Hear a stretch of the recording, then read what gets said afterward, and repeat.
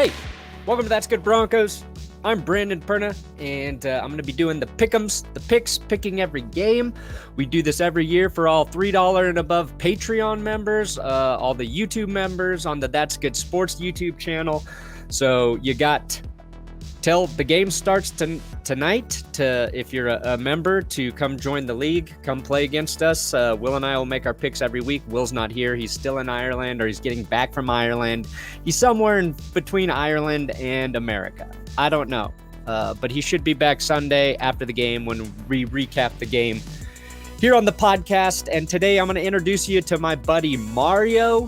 He's going to be doing some Broncos content for us this season. He's also going to be doing a Buffs podcast with Zach from Let's Talk Broncos that we're going to co-stream here. So if you want to know about the Buffs and what's going on with the Buffs and CU and the Buffs and Deion Sanders and the Buffs and Deion Sanders, they'll be streaming here as well. So stick around. Mario's going to hype up Broncos fans today after I get through these picks. But let's just get started here, all right? We've got the Lions and the Chiefs. Who do you think I'm taking? Who do you think I'm picking today? Not just because I want to see the Chiefs lose. Not just because nobody's taking the Lions, and this is a great way for me to get ahead in the picks. Travis Kelce hyperextends his knee. Travis Kelce probably will play tonight. I don't know if it's smart for him to play 2 days after dislocating or hyperextending his knee.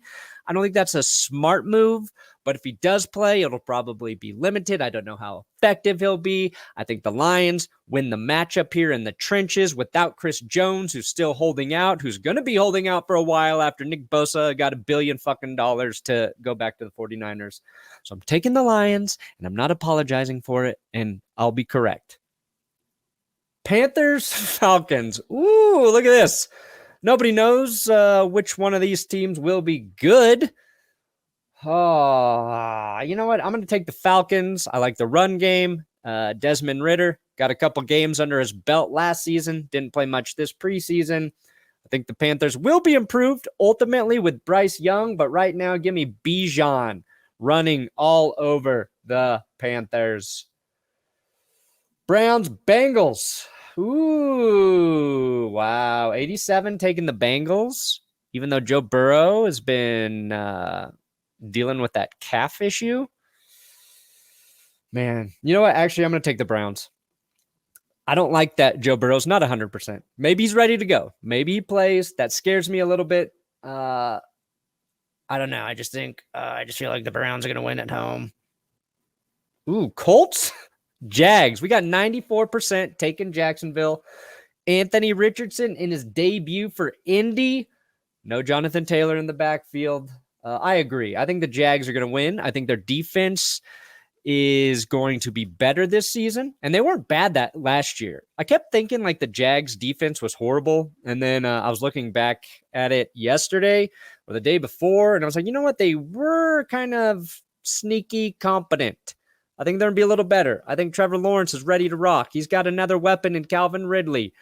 Tank Bigsby, I think, is going to provide nice relief to Travis Etienne. So I think they're just better in a lot of areas. Give me the Jags. Bucks, Vikings. Nobody believes in Baker Mayfield and the Buccaneers. Yeah, me neither. Honestly, the Bucks' biggest loss is center Ryan Jensen from Pueblo, Colorado. His career may be over, and that sucks. He's also a key part of that line, one of the best centers in the league. But don't count out Mike Evans, okay? I hope he does not get a new contract with the Buccaneers, and I hope he joins the Broncos next year. I think he's going to be one of those ageless receivers. All right, Titans, Saints. Ooh, 64 taking New Orleans. Wow. That confident about Derek Carr. I think Titans defense is better. I think the Titans defense is going to dominate. I think Ryan Tannehill is going to look good with an extra receiving target and DeAndre Hopkins, a real receiving target. Give me the Titans. Upset. Oh, 49ers. Had Nick Bosa not gotten that deal done yesterday, I think I'd take the Steelers here. Steelers at home? You know what? Fuck it. I'm going to take Pittsburgh. I'm going against the grain today. Look, I love Purdy. I think Purdy's going to have a nice season. But I think Kenny Pickett, sneaky good season with the Steelers. We'll see if that Steelers offensive line is truly better against the 49ers with Bosa. I believe he's going to play, right? Like, I think he's kept in shape. Nobody questions his training. He'll be ready to rock. Ooh, Cardinals, Commanders. Yep. Sleeper team, Commanders. Nobody thinks the Cardinals are going to be good. Is Josh Dobbs even starting as their quarterback in Arizona? I don't know. Give me the Commanders. Texans, Ravens, 98% taking the Ravens. That's an easy pick. I don't think the Texans are good yet. They're heading in the right direction. Bears, Packers, 70% taking Chicago. Oh, man. Romeo Dobbs, banged up. Christian Watson, banged up for the Packers. Basically, their two top receivers. I don't know how serious the injuries are. They just popped up on the injury report yesterday. If that didn't happen, I think I'll take the Packers. Those questions, give me the Bears. Give me the Bears. Let me troll Tom Grossi. Give me the Broncos. Easy. Will and I didn't get to do like a preview for the Broncos this week because, again, he's in Ireland. But high on the Broncos, especially against the Raiders at home week 1. Patriots, Eagles, 95% taking Philly. Oh, dang. Wow. I don't think it's that big of a mismatch. I really don't. Now, Belichick today said Jalen Hurts is arguably the best player in the NFL. They have nobody on the roster who can simulate him in practice. All right. I'll take the Eagles just to be safe. Although I don't think this is a slam dunk by any means. I think the Patriots are going to be better this year. Sue me. Chargers, Dolphins. Ooh, give me Miami. 52% taking the Chargers. They got Kellen Moore calling the plays now. He's going to fix everything for Justin Herbert. Tua or Herbert? Who was the right draft pick? I still think it's Tua. Do I think Herbert's a better prototypical quarterback? Yeah, but I think Tua got his guy in Mike McDaniel. I think Tua's got better weapons. And I think Miami, with Vic Fangio there calling the shots for that defense, going to give the Chargers fits. And I think this is a defying win for Miami week 1. Yep, I'll take the Seahawks over the Rams. Cooper Kupp still hurt, not playing. Still seeing a specialist, not going to be there. Seattle, yeah, they're probably going to be good. Giants, Cowboys. Ooh, 73 taking Dallas. To go into New York and upset them? Nope. Give me the Giants. Give me the Giants. Bills, Jets, Monday Night Football. Oh, yeah. I said it's going to be the Bills. The Jets could surprise us. I think the Jets have a very good football team. I think the Bills have a very good football team. I think Aaron Rodgers is going to click pretty quickly for the Jets. I really do. But we've seen new quarterbacks on new teams, week 1, not have everything figured out yet. And I just think that's going to happen for the Jets. This is a big game. Grossi and I will be live streaming this on the That's Good Sports YouTube channel and Grossi's channel. So make sure you come and check that with us. Those are my picks. And now let me introduce you to Mario, my friend Mario. The reason I wanted Mario to make videos here on That's Good Broncos this season, he's got a different perspective. He's got an inside look with the team. He knows a lot of players. He does body work for a lot of players. He has relationships with them. So I feel like even though he's not going to say necessarily which players are telling him what, right? He's got a good beat on the team, a good read on the team. We're still trying to figure out exactly how he's going to do it, but this is Mario. Show him some love and let us know what you want Mario to talk about for the Broncos this season. Oh, actually, first, don't forget to check out the sponsors of my show, Underdog Fantasy. You can sign up with our promo code Let's Ride and my link in the description. Underdog rocking with us this season here on That's Good Broncos. fantasy football. You can join leagues every week this season on Underdog. A lot of the fantasy drafts are best ball formats, meaning you draft your team, they tally your best possible score. If you get that, you win. This week, they're doing pick'em games, okay? Pick'em. You pick higher or lower on fantasy totals here in Colorado, stat totals in other states. I've done a bunch of them so far because they just got approved here in Colorado. So if you want to play pick'ems, taking like higher or lower on 14 fantasy points for Kenny Pickett this week. Was Jalen Hurts like 22.5 fantasy points. I took the lower on that because he's going against the Patriots defense. So you stack a couple of those. If you do 5 of them, you can 20x your money. So, you do $10, you win. That's $200. So check it out. Underdog Fantasy, link in the description. Use our code Let's Ride when you sign up over at Underdog. There it is. There's the code. Did you sign up? All right, now, Mario. For those of you that don't know, my name is Mario Vitanzi. And if you've never heard of me, Google me.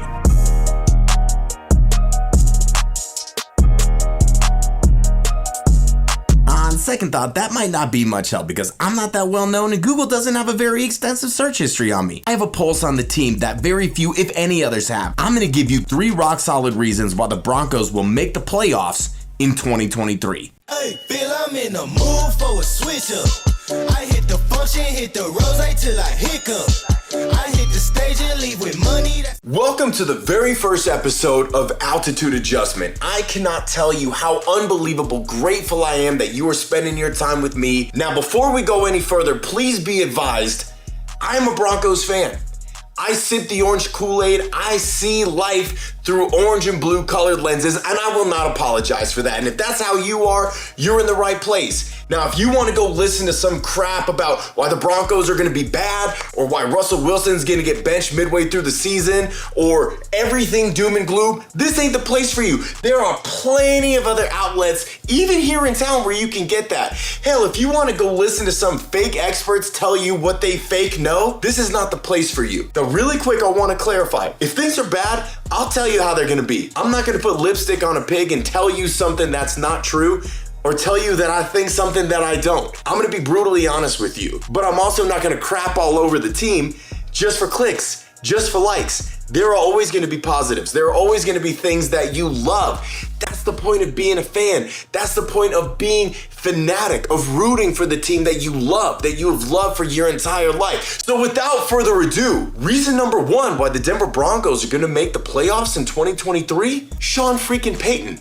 Now I know that's an easy answer, but let me tell you why. Go back to 2005. The New Orleans Saints were one of the worst teams in the NFL, 3-13, embarrassingly bad. In 2006, Sean Payton took over as head coach, and what did he do? He led them to the playoffs. The Broncos were a 5-win team. That's way better. Well, way better. That's just a little bit better than a 3-win team. And the pieces are there. Everything is there. And I'm convinced that everything that we saw, or most of what we saw from Russ last year, was an anomaly. So usually it's the other way around. If a player, especially a quarterback, has 1 or maybe 2 really good years, those are the anomalies. Carson Wentz comes to mind. To me, that's not Russell Wilson. Now, I'm not going to be the guy that blames everything on Hackett. That's low-hanging fruit. But I'm going to blame 93% of what happened on Nathaniel Hackett. And it wasn't just the play calling. It wasn't just Hackett being Hackett. You know, all the things that we as Broncos fans have come to kind of loathe and despise. There was no continuity. Week to week, there was no semblance of a game plan. He wanted to call his own offense. He wanted Justin Alton to call his offense. He wanted Russ to cook and do his own thing. That kind of crap is not going to happen with Sean Payton. How do you feel about audibles? We generally just want the quarterback to run the play that's called. That's the play. Sean Payton is exactly the coach that this team needed to turn everything around. Russ needed a reality check. And you know who's more aware of that than anybody? Russ. The dude is very self-aware. Whether or not he allows you to hear that self-awareness and experience that self-awareness, well, that's another story. He knows exactly what happened last year, and he knows his Hall of Fame status is up in the air right now. We might never have seen a player who was on the trajectory to a Hall of Fame who, had Russ retired, certainly would have been in the conversation. We've never seen someone go from that to having such a bad year that their Hall of Fame status is now called into question. He's aware of that, just like you and I are. And you don't have to worry about Russ putting in the work. That's never been the problem. But now he has the guidelines. And that leads me to reason number 2. The offense is going to be better by an extension of Sean Payton. But the reason that that is so important, obviously you need to score points. But if you take it a step further than that, what has the Broncos defense been all about? Because the Broncos defense, that's not been the problem. That was never the problem. The Broncos defense, ever since they won the Super Bowl, has been at the worst above average. But what have we seen time and time again as Bronco fans? They hold him. Offense doesn't score enough points. Then at the very end of the game, they give up a touchdown or a field goal late to lose. But why is that? Is it because they just continue to choke games away time after time after time? If you look at it through a myopic lens, yes. But if you look deeper into the problem, the offense simply doesn't keep the ball for long enough. I think they were bottom 3 in the league in 3 and outs last year. I think they led the league in punts last year. Their time of possession was a joke, was abysmal. When that happens, it wears your defense out. The defense has been on the field for far too long for the last 8 years. Something's got to give and it's got to stop. So reason number 1 that the Broncos are going to make the playoffs is because Sean Payton is going to get everything where it needs to be. This is why you hire him. This is why you give up a first-round pick for him. This is why you pay him all of that Walmart money, because that's the dude that restores your franchise and gives your franchise an identity. And it segues into reason number 2. The offense is going to be better because, let's be honest, the bar has been set so incredibly low, nobody can get under it. There's nowhere to go from up. See, there's that optimism I was telling you about. But seriously, it's been bad. And I get that, but it's going to get better. Sean Payton's going to run the ball. And what does running the ball do? It takes pressure off of Russ. You take pressure off of Russ, you get exactly what you got from him in Seattle. What did Seattle do so well? Despite having Russell Wilson, despite having that Hall of Fame caliber quarterback, Pete Carroll always ran the ball. Now, Russ made plays when he had to, but those teams relied on defense and running. That's exactly what the Denver Broncos are going to do. And yet, they'll give Russ just enough of a leash to make those plays that he made in Seattle. Those plays that turned him into a borderline Hall of Famer. That's what Sean Payton's going to do. That's why Sean Payton wants to run the damn ball. It's going to keep the defense off of the field so the defense can be fresh, so they can stop giving up these late fourth quarter leads. It all starts with Sean Payton. And as we segue through it, you know what else is going to get better? The special teams. Now, I don't want to come out here and throw McMahon and Stooks under the bus the way that I've done with Hackett. They're bad. They might always be bad. They were the worst. In fact, Stooks, we all thought Tom McMahon was bad. Coach Stooks was in charge of the 32nd ranked special teams unit. And you can only blame players not wanting to play on special teams for so long. Because what happened when Jerry Rosburg took over? Rosburg, who's been in the league forever, never got a head coaching gig. He came in those last 2 games, Bronco fans, those last 2 games of a guy that had no head coaching experience. All he did was organize everything. All he did was put everything in a nice, neat little pile and say, this is your job, you do this. This is your job, you do that. This is my job, I'm gonna do this so that you can do that. And what happened? They played the brand of football that you had expected the Broncos to play the entire season. They would have won in Kansas City if it wasn't for 2 completely bullshit, bogus calls. Well, I mean, first off, it was the PI on Cortland Sutton, which was... it was a laugh riot that they called that a penalty. And then the non-penalty they called on Chris Jones at the end of the game. I'm getting off track and I apologize. And let's get to reason number 3. So we said Sean Payton number 1, the offense being improved number 2. And number 3 is really simple. It's the fact that Bronco fans deserve this. We deserve winning football. We deserve good football. The Broncos are one of, if not the best franchises in the NFL. And if you disagree, you're wrong. That's just how it is. You want proof? The Broncos have sold out every single game for the last 53 years. If I'm not mistaken, that's the 3rd best among all sports in America, of any team ever, and it's certainly first among football. The fans deserve this. I deserve to have a playoff team. These players like Justin Simmons, who joined the team the year after they won the Super Bowl, deserves the playoffs. We in Broncos country deserve it. Nobody really knows anything. Nobody can predict anything. You might have a general idea of what you're gonna get.